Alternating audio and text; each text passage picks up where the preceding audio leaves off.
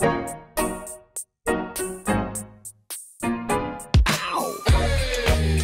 in a daydream. Ooh, such a sweet thing. Life on the big screen. It's such a beautiful scene, yeah. What's the topic today again? It's good to have you here, Jacob. Great to be here. Sorry, I'm texting down. So last week, Do not disturb. as some of you probably painfully remember, we had written by you series. We had 4 stories. First 2 started off strong, solid stories. Third one, phenomenal story until the last sentence when we realized we were trolled. I'm hurt. And that one still stings a little bit. Yeah. And then it was followed by the dogs out, you know, no shoes, no socks wedding. So we kind of ended on a sour note. So I wanted to bring it up, actually have a positive experience here. And so we're going to talk about something educational for once. Give you half an hour of just pure knowledge of what we have to offer you. Yeah. Just a waterfall of knowledge here. So we're going to be talking today about just building long-term relationships with clients. And by clients, that can be you know bride and groom, that can be a planner, that can be a photographer. Just clients is a broad umbrella for people who can help you make money. Okay, so we'll be talking about things that we like to do to build long-term relationships, things we're currently trying to do and testing out, and how we've seen success in this just in the short term as well. Because yes, long-term is thinking 10, 20, 30 years, but how we've seen it paid off in just months at a time. Yeah. I think it is important. I really would love to dive into the weeds of what a client is. Right. And because I think a lot of people get this confused. And again, the next most important thing, before I talk in this circle, is 2 things can be true at once. Okay. And everyone can have different business plans, business models, business goals, marketing strategies, ideal clients. But I do think it's important for you to sit down with yourself the way we sat down with ourselves a few years ago and said, okay, the long term in 2029, in 2030, 2040, what are the steps that are going to help us get to this goal of what we have? And what was crazy when we asked that question, we learned that, we don't really want to market to brides anymore. Right. And the answer was and the question was well, why? And it's well, because in our last 7 years of this business, we've had one bride refer us to future clients. Aaron. I think, there might be a few more, but Aaron is Garrick and Aaron. Oh, Garrick and Aaron, is the one example where it's that bride gave us another bride who gave us another bride. So that's the top 5%. But the rest of the weddings have come from vendor referrals. Right. And people saying you got to use runway vows, you got to use Jake and Nate for X, Y, and Z. And so it's it was kind of this aha moment that maybe a lot of people already were well, duh, you guys. And we're late to the train. But it was we want to get in with planners and vendors because they're going to give us more work because they're on the same journey we're on, and stop networking with only videographers. So yeah, I would say that's kind of the updated kind of approach to getting weddings as opposed to Wedding Video Pro and FTF. Yeah, I do remember think it's a different world. That was now. very social media, how to make your Instagram look good. Here's how to attract brides and how to get couples. Which still works. It still works. Right, Yeah. it still works, absolutely. But when people ask us now, I feel like we've had just kind of this shift of an easier way because harder, easier, harder. You know what I'm trying to say. It's simple but not easy. Okay. And yeah, what we have found is just when we do work specifically with planners or even just other vendors, when a couple comes our way or an inquiry comes our way, it's so much easier to book it than it is if you're just fishing for a bride and groom through your Instagram, just how good it looks, because they have testimonials basically of these people they've already they've already hired these people, and if these people are saying you need runway vows, they're just okay, sure, absolutely. And so that's been something that we've really enjoyed, not having to fight for these inquiries, because it's okay, they came from this person, and that's one huge payoff we've already seen from them. When we sat down create runway vows, we asked I think our brand designer asked us what were your favorite 3 weddings of your career, and then the next question was what do they have in common. And just in that moment, we knew who our client was, and it was a planner, because all those weddings had planners, and those planners made the weddings run smoothly and allow the bride to enjoy the day and not have to manage the day. the way I feel like a lot of brides do or did, at least in our old markets. And so yeah. So before we get into networking, I just want to make sure we're on the same page of like who your client is. Yes, we're still servicing the bride. We're still making sure we're capturing her event, but we're treating our brides more as VIPs at an event. And the planner and the vendors we want to work with are the client, are the people we're trying to impress and trying to build a relationship with, a long-term relationship with. And it's been really refreshing for me, actually. Yeah. I've really enjoyed getting to know like-minded professionals versus a bride who, and you might think, oh, I'm always friends with my bride. It's like, yeah, but like, that's just not me. I don't want to become your best friend forever. Right. Unless we hit it off on the wedding day, then we naturally become best friends. But I don't want to force I want it. my brand to be like, I'm going to be your man, you know, Right. for decades to come. Then there are grooms like Garrick who like, because we're such a, Just homies. yeah, we just became great friends after, you know, and, you know, Tyler, like guys like that, I just like I love. So Yeah. yeah, that's first premise, little Yeah. prelude about what a client is. And I think, we kind of had this mindset shift of doing kind of thinking long term when we started Runway Vows, because we had to think of it as a business that's going to be around for 10, 20, 30, like for a long time. And so what are the things that we have to do? So we looked at other people. We looked at LaRev. We looked at 31 Films. We looked at all these people who've been doing it for a long time and continue to do it successfully. Despite the trends in media and social media, all that stuff, they are always there, just year after year.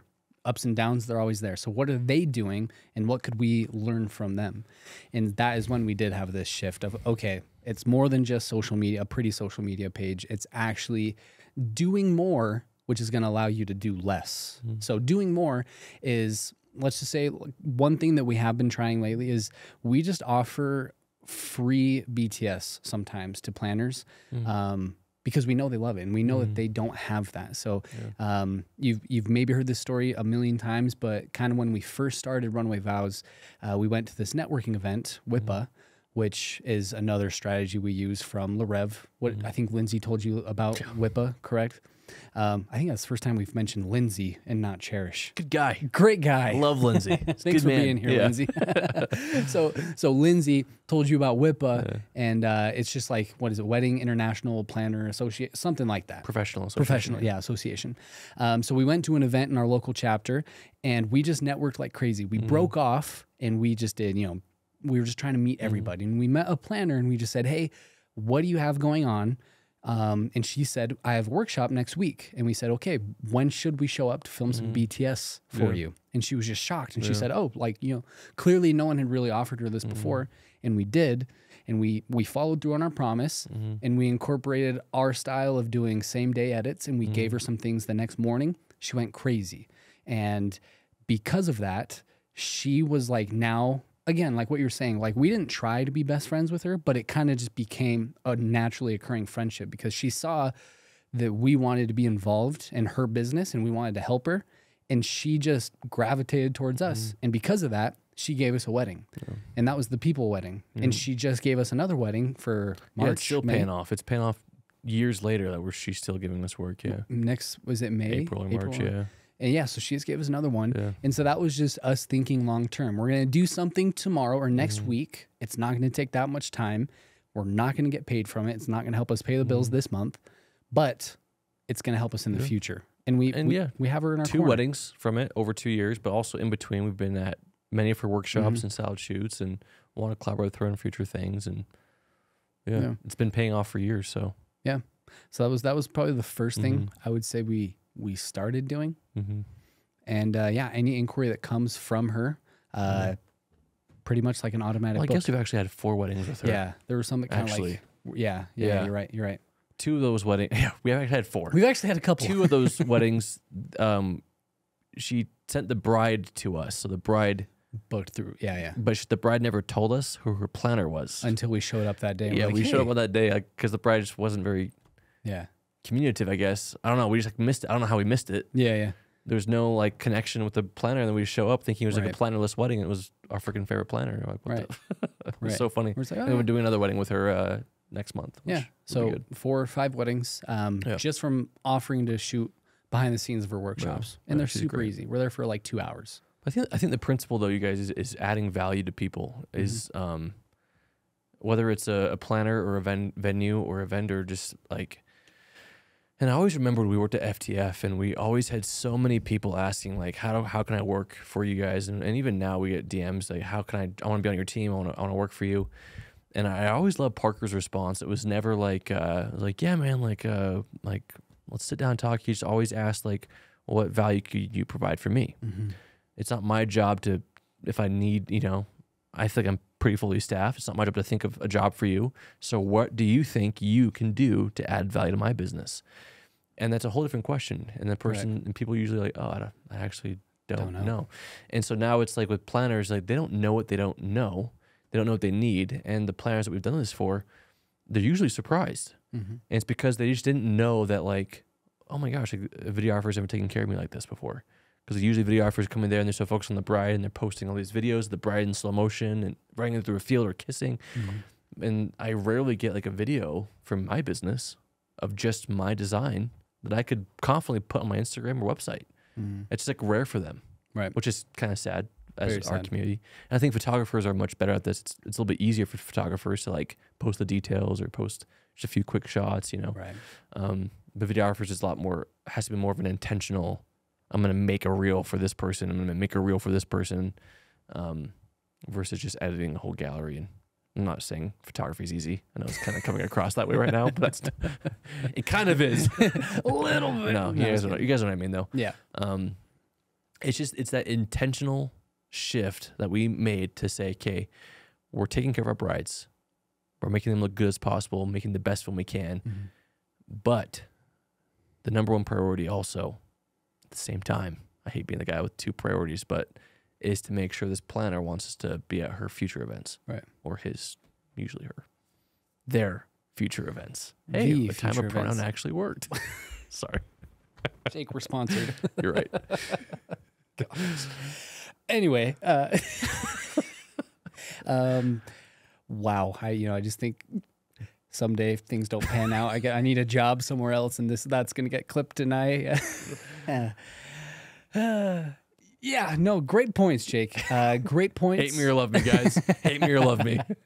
Great points. Yeah, and that's the thing too, is just I think that this one, the next thing I wanted to like talk about is a little harder to teach, and it's one of those things that you either have it or you don't, but you can develop it if you work really hard, and that is just the soft skills on the day of the wedding. Yeah. Wouldn't you agree? Yeah. I would actually love to have Jason McCutcheon on. I would love to have Jason. Because apparently he has like a whole training on soft skills. He called me. Yeah, he called me, and we really should have him on. And he basically, before, I might be misquoting you here, Jason, but what I heard was before he even lets his hirees touch a camera to train them to being one of his shooters, he gives them basically a test, what's the training when you etiquette training? Yeah. Yeah. Before he lets them touch a camera, it's an in-depth etiquette training on how to be pleasant, how to shake a hand, how to have eye contact, how to hold yourself when you have nothing to do, all these things. I was like, wow. Yeah, no, it's a real thing. Yeah. It is a real thing. And even though maybe, how talented you are and the films you make and the people might be 90% of it, and still you can be successful without soft skills, that extra 10% can be a huge boost. Our buddy Samuel, we always argue about his footwear and things he wears to the wedding, and his argument is damaging. Well, look at my films, I make good films. They don't care. The couple doesn't care, and it's true. It's true. For his and who he's serving, sure, whatever. But we know planners who they'll go out with their couples beforehand. They'll take them to lunch when they want to get to know them, and they will watch how the couple eats. And if they don't eat correctly, they say, this is not a classy couple. I don't think we're a good fit. We know someone does it in our local market. We know a planner who does that. And also, yeah, I don't know if I should say their name. We met a planner who they went out and bought, I think it was a Louis Vuitton purse. Yeah. Yep. Or Balenciaga or something. It was Balenciaga, yeah. Just for their lunch meetings. And they're super against that type of stuff, but they bought it for their lunch meetings just to have a piece that signified to these rich people that they're on the same page. It is a game, and it does suck. It sucks, but and that game is played at every level of the market, right? So whether you're just starting out or you're doing local, rustic, intimate barn weddings, or you're doing these ultra luxury weddings, and I doubt, anyway, the principle is like you have to read the room and you want to fit in with the people that you want to hire you for more events. And why I think it works with Sam is because Sam's market and who he attracts, it doesn't matter. He's not looking, and I hope I'm okay saying this, he's not looking to get huge. Like he doesn't want to be this international wedding videographer. He likes where he's at. He likes tackling and killing, which he does, the local weddings he does, and with the budgets he has and the venues, like he loves it and he kills it. So he's really not looking to play the game at the next level. And he's also not looking to be a full-time videographer. He has his other gunman thing. He can never do it. I'm sorry, Sam. I'm joking. I'm totally joking. On the flip side, someone we look up to and idolize is Jay and Mac. I think Jay and Mac, if you guys aren't following them, at Jay and Mac, they are probably the two most genuine human beings I know. Love them so much. Anyway, there's these clips of Jay, and I think at the wedding I shot with him in Hawaii, it was a pretty nice wedding. He's wearing like a leopard shirt. And I remember I was like, you know what? It just worked. It does, because Jay and Mac's brand and the clients they attract and their style, they're unapologetically their personalities. Yeah. And it's so authentic. Yeah. It's not them trying to be like on the edge and like have a fashion statement. It's not that. Yeah. It's just them playing to their strength. And planners love that about Jay and Mac. And couples love that about Jay and Mac. Yeah, they're definitely, I'd say, the outlier. Yeah. Right. They built a successful brand around their personality and who they are. Right. Well, that's why we couldn't do that. Right. It's like you can't look at Jay and Mac and think, oh, well, if they're doing it, I'll do it. It's like, no, it works because it's Jay and Mac. Right. Which is my issue with Justin Porter. If we're wanting to get into that right now. Justin Porter, his biggest strength is his amazing personality. Right. And his ability to break barriers, break ice, and make people feel comfortable and be their true self on camera in front of him within seconds. Like, and so he can walk into a venue with easy rigs and a production crew, and everyone just loves him. But you attach that same process to like some introvert, like even like us maybe, or other, most of our community I would say is introverted artists. And you have them walk into a venue with all that gear without being able to be friendly and professional. It doesn't work. Justin Porter is the X in the equation. Yeah, exactly. Jay and Mac, they both have phenomenal social skills. Justin as well. Like, sorry, I think I was like yelling there. Was I yelling? No, you weren't yelling. You started talking. I was like, wow, you're so calm and quiet. And I'm like, was I like red faced yelling about this topic? No, you weren't. But yeah, like they have phenomenal soft skills. Justin Porter, phenomenal. Like, it is a very important thing to have. And like, we have worked with people at these luxury events where we're just like, man, they're dressed like that, but like they know and they're friends with everybody and everyone just like loves them and they could care less. So it's just like, they have something that we don't with these people. And every single time we show up to a wedding or an event and we haven't worked with a planner or whoever this client is, like we call it schmooze and Dynaco. We just say, all right, let's schmooze Dynaco. That doesn't mean just like kiss up. You want to genuinely be a good person. You want to be social. You want to be friendly. You want to, shake hands, eye contact, all the good things. First impressions. First impressions are truly like everything. And that's why we try to be dressed up because if you tell me not to dress up, I'm not dressing. I could dress like a college hobo. I'll probably just tuck this shirt in and call it good. I don't know anything about fashion, so I would just be like, "Hey, what's up?" Probably wouldn't even shower. Like, you tell me not to dress up, I won't dress up. Didn't know this about you. Yeah, no. Let me tell you about my showering habit. So yeah, but like social skills, those are a real thing. I think they need to be developed. So the first thing was adding value to planners. Okay, soft skills. And the good thing about soft social skills, you can practice them any day. You don't have to be at an event. You can practice them with your friends. You can practice them with your family. If you're an introvert, try just saying the first thing. Like when you go to the store and you're checking out groceries, try asking the person who's checking you out, "Hey, how's your day been?" Try to strike up the conversation. Break eye contact. I challenge you right now to hold eye contact. It's harder than you think. It is. Okay, so I was very shy as a kid. I was the kid where Santa came over, I screamed. Like I was out of fear? Yeah. Really? Someone's in the house. That's not Santa. I don't care who he is. Like I was very shy, cuddly into mom. Really? Kid. My parents had us role play, answering the phone and answering the door every Monday night. Really? Dead serious. They would call and they would have us practice answering the phone, give us critique and feedback about how to politely answer the phone, what to do if mom and dad were in the shower, like how to because they don't want you to tell someone, oh, my dad's in the shower, or if it's like a business call. Yeah. So saying like the right thing, Right. how to be like just how to be like, I don't know what the word is, but answering the door and saying no politely, like all these things. And then my dad, he's a public speaker. He'd always bring one kid on a trip a year. There's 6 of us. My dad traveled all over. He would always set one trip aside for like one kid. So we always got a trip with dad. And he had me memorize one of his books he wrote, which is kind of a kid's book. And he wanted me to present it in front of his group. Oh, wow. In front of like a keynote. Wow. And so he's like, yeah, before I talk about my book, my son's here. I was like 11. And he's going to There's a couple hundred recite it people for you. Oh, By memory. And so and that was kind of our family culture. We got in front of people just got thrown and we into did that stuff. Yeah. And I think it was my parents' wisdom, seeing how shy we were as kids, to say, let's not force them into these awkward public situations, but like, let's make sure that they know how to be, to another human being, extroverted in a way. Which is funny because I think back on that now, like at restaurants, my dad would never let us order. He would just get our orders and make us all go sit down, which I thought that might be a good opportunity to like practice social skills.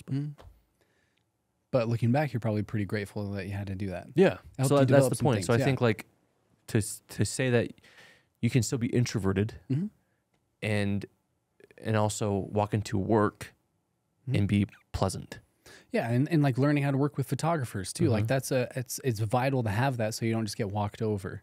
Because if you get walked over. And you will. Like if you work with a photographer who is 30 years into the game, they have their system, and you don't know how to speak up or just to be friends with them, like introduce yourself and make a good impression on how to work together, like you'll get walked over. Yeah. So that is like so. Speaking of which, Did we get walked over? no. I just want to talk about the last photographer we worked with real quick, Amanda. Yeah, She was the best. she was great. And then we posted Love that video Amanda. and people in the comments, oh my gosh, I love Amanda. Yeah, Like she's well known. we were working among greatness. I seriously loved working with her. That was my favorite team. Yeah. That team was amazing.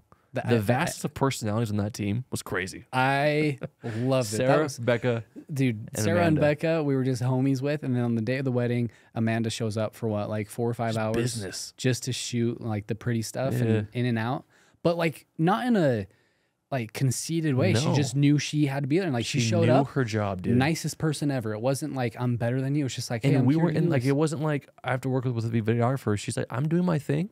Yeah, You're doing your thing. I think we were Excited to both work together We today. didn't say it, but I think we were both kind of like a little intimidated to like what she was going to be like when she showed Yeah, up. I was. And I always am. I'm yeah. always just like, what's this photography? but when she showed up, like Sarah and Becca were just the coolest people. wild, yeah. But then Amanda shows up, she's the So nicest chill. person.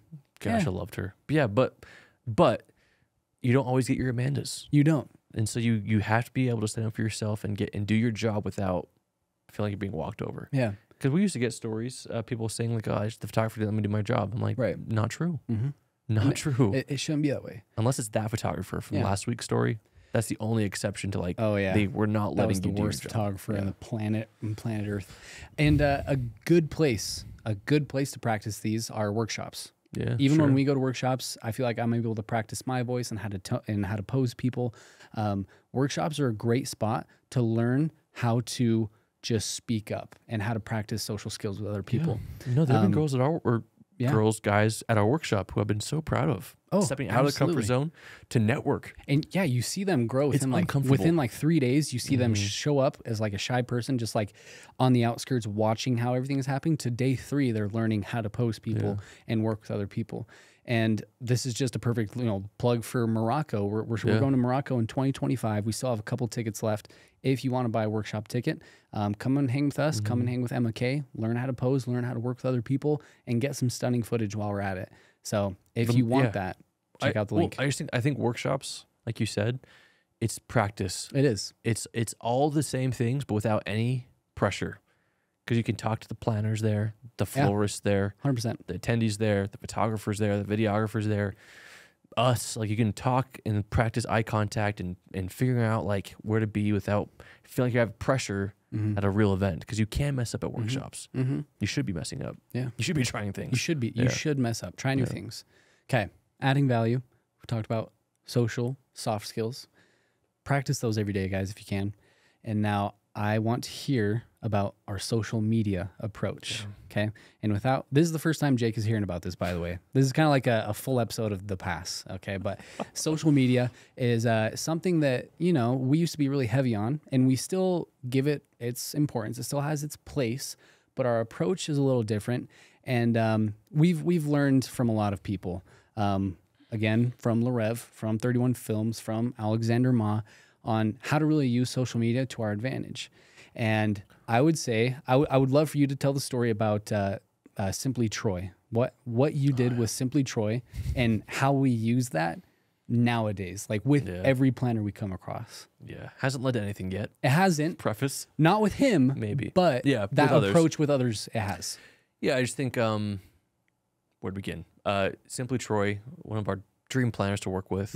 Just love the events he does really fun, bright, big events. Just a good guy too. Just great guy. I love watching his family. Just a beautiful family. And he just like lives a cool life. He's just a cool guy. Yeah. So I've always wanted to work with him. He's definitely way above our level. But I want to plant the seeds, right? So for years I just followed him and liked and replied to all of his stories. If I could relate to something, I'd comment on his story. Like, oh my gosh, like he had a video with Glenn Powell. And I just remember on his story, I was like, oh my gosh, I freaking love him. He was like, right. And so I just try to open dialogue, not every time, but when I could. But for years. Yeah, for years. When I first found out about him from White and Reverie's Julianne Hough wedding. That's where I learned about him. I think that was his wedding. I could be wrong. Great wedding video. It was either that video or Larev's video with him with the other bachelor couple. Anyway. One of those. Sorry if I'm messing this up. I should know this. You're on the spot. Anyway, finally, it was after Top Gun Maverick when he was posting all the things he loved about Glenn Powell, where I loved Glenn Powell as well. And I just got a notification that he followed me. And I was just like, wow. It took years. And he hasn't sent me inquiries or anything. But the point being is Nate and I were like, okay, well, and Larev said this to us. He said, it's not really so much who you know, because you can know everyone, but it's who knows you, because you're trying to get into circles. And so just because you know Simply Troy, and I hate people whose whole personalities are who they know. I know this person. I hate those people. I hate them so much.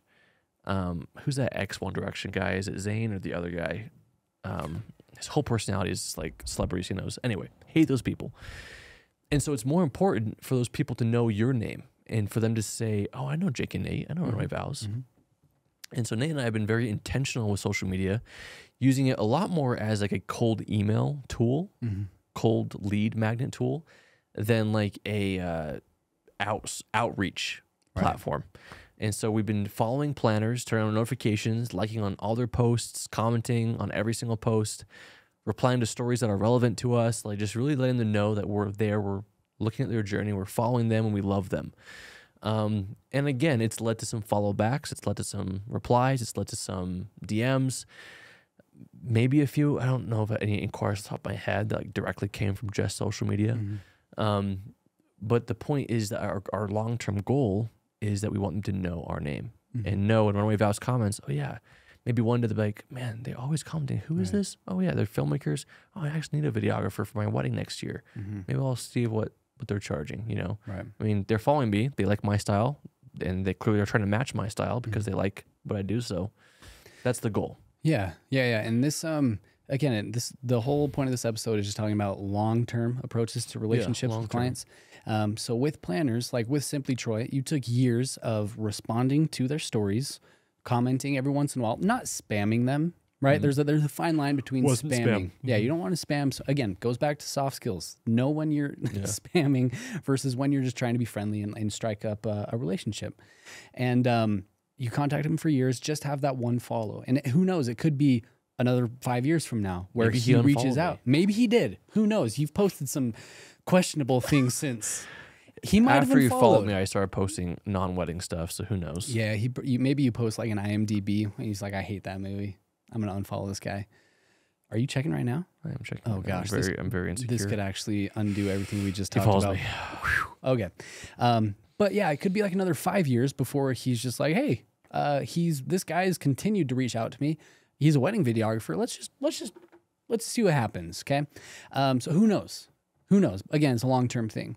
Or maybe we'll work with one of his colleagues and he'll be like, oh, I loved what they did. I'm going to go to follow them. And he sees he already follows us or you. And then he's going to be like, I'm going to hire this person. So it's just long-term thinking. Which I think also goes to then say why it's important to be active on social media. It Because is. now that he follows me, I should be putting myself on his feed. Yeah. If he just follows me and never post again, because then the idea is that you get FaceTime, right? Yeah, So we show up you to get a FaceTime. networking event or wedding MBA in Vegas or something, and we can see that person, and we have something to talk about. We have like, oh, so and so, I know you. Oh, yeah. What? How are you doing? Like, how's the baby? Yeah. She's great. How's your kids? We share a and club soda. there's more than one way to be active on social media. Yeah. You can post stories, you can be commenting, just something. But yeah, what I was about to say is in this industry, there's a lot of creatives, and as you said, there's a lot of creative introverts, and a lot of creative introverts. I could be wrong here, but I feel like they have the mindset of I'm not a salesman, I'm not a salesperson. Those people are slimy. They're always just trying to like make services and pitches and It's offers. projecting And insecurity. I think so. But what they don't realize is that we all are sales people at the heart of it, because Should we be, need to be yeah. able to pitch ourselves to these planners. And I don't know what that psychology of like selling, like I've heard it, I've heard it thrown around that like if you want to sell something, the average times a person needs to see an offer is like 8 times before they buy. Oh, interesting. Like if you wanted to sell, I don't know, if you were selling a new drink, Prime. Gosh dang it. If you were selling that and it wasn't, something that was on the market, and I had never seen that before, I'm probably not going to buy it the first time I see it on your story or you show it to me. Probably not the second or third or fourth or sixth time, but after 8, subconsciously, I've seen it enough to be like, I'm going to click on this link. Maybe there's something to it. Which funny little psychology thing here. That's why movie remakes are so pushed, is because it's less of a sell. Right. They know what it's going to be. Or even They've this. heard of it. You know that you loved Ice Pops as a kid. You had them 8 times. Right. Easy buy. Right. Easy buy. Yeah. So when you're following these planners, when you're interacting with them, the goal isn't just to get, and this is why we have such a hard time sometimes with someone reaching out and being like, hey, we followed your advice. We followed a planner, and immediately we reached out and we sent him a DM saying, hey, I want to film for you in exchange to be on your vendor list. It's like, no. Like that's not your Blacklisted. That's not your first point of contact. That's not the first purpose. The purpose is just to be seen by somebody, and then just to get in their brain, whether it's you're liking their posts, you're just replying to their story, you just want to get in their brain so that somewhere in there your name is there. And then down the road, they might see something you posted, some work you did, and be able to just connect the dots and say, this is that person. Yeah. I know this person. Yeah, we've really only used social media for that reason. Posting wise, we want to get better at it. It's just one of those tasks that like took a back seat because we had other things going on. We'll probably be posting more, but with the intent of it being seen by those planners. Right. Yeah. Right.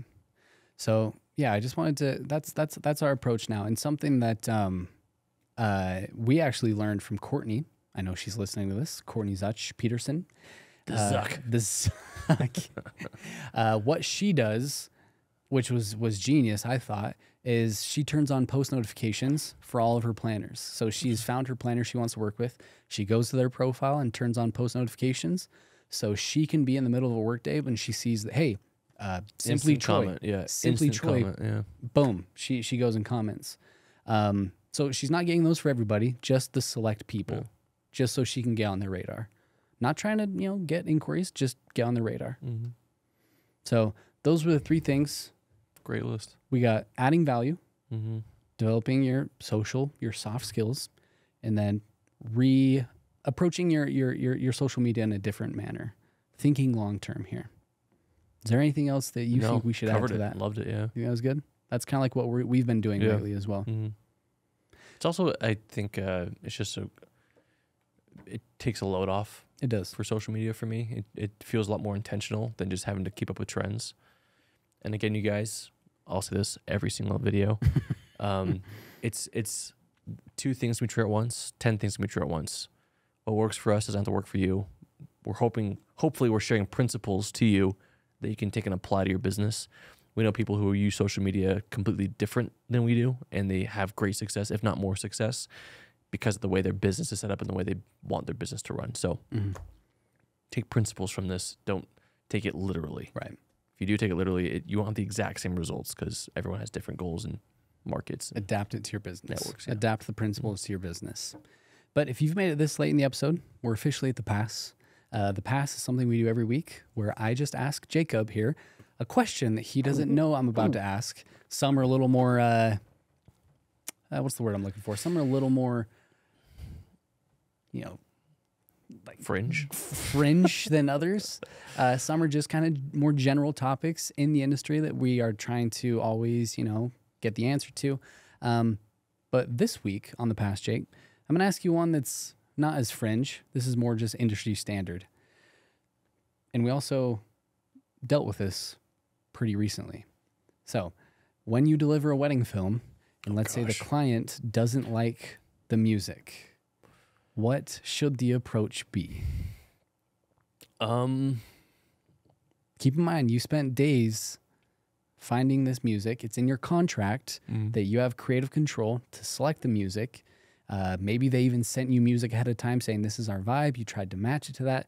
You went on Music Bed. You found your song, gave it to them. And they're like, hey, we're not vibing with this. Yeah. Good question. We reserve the right for full creative control over the wedding film. You like what we do, you're hiring us to do it, we're going to do it for you. We also have to abide by law, copyright law, especially with, audio being what it is in social media nowadays. Everyone wants a piece, and so it's never been more monitored. Monitored than it is now. So, client comes to you, doesn't like the song. I first want to understand why. If it's the vibes of the song, if they don't feel like it's their vibe, the client is always right, customer is always right, so I will happily do a revision. Try to find a similar song with RPMs, BPMs, excuse me. Yep. BPMs, and that way it's an easier re-edit, in kind of changing the vibes to either be more upbeat, more slow and romantic. Usually you can kind of nail it down to what are you missing. If they are wanting like a specific song, that's where I say hard no. Yeah.